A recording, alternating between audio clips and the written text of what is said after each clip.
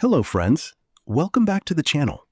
Today we are going to try a very interesting trick with the famous 7812 voltage regulator. In this video, we will increase the output voltage of the 7812 using a simple Zener diode. Normally, the 7812 regulator provides a fixed 12-volt output. First, we applied 30 volts DC to the regulator input without the Zener diode.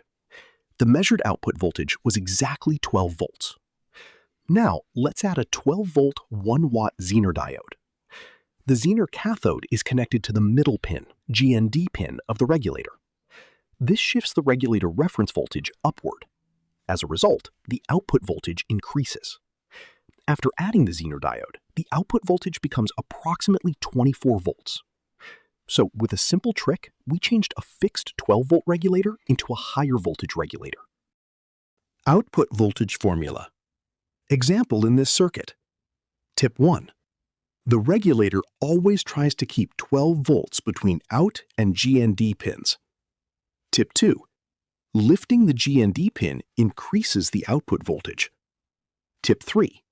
Higher input voltage means more heat dissipation. Thanks for watching. I hope you enjoyed this simple electronics experiment.